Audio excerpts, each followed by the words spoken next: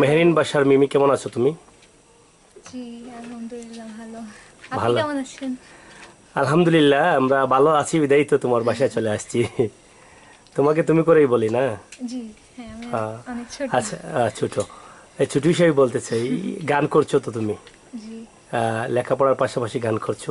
জি আমরা আজকে তোমার কাছ থেকে একটি গান শুনতে চাই। তুমি কি গান পরিবেশন করতে পারবে? জি হ্যাঁ অবশ্যই। ক্লান্ত হবে না? জি না, কেন? না মোটেও না। মোটেও না? না আমি তো শিল্পী, আমার তো সবসময় প্রস্তুত থাকতেই হবে গান গাওয়ার না, আমি জন্য। তো আরো ভাবছিলাম যে তুমি তো এখনো ছোট রয়েছো, ভয় পেয়ে যেতে পারো।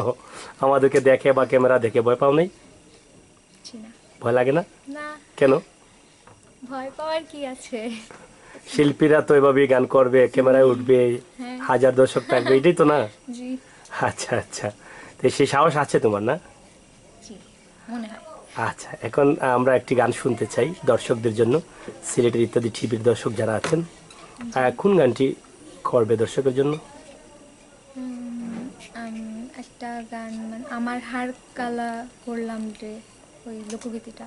আমার হার কালা করলাম রে, দেহ দেহ কালা করলাম রে, দেহ কালার লাইগা। লাইগার, এটা কার গান? এটা তো হিট গান এক সময়। আমার মনে নেই ঠিক। আচ্ছা, যাই হোক, এই গানটি আমরা শুনেছি ছোটবেলায়, অনেক জনপ্রিয় গান। আচ্ছা শুনি দর্শক, আমরা শুনতে থাকি মেহরিন বাসার মিমির এই গানটি।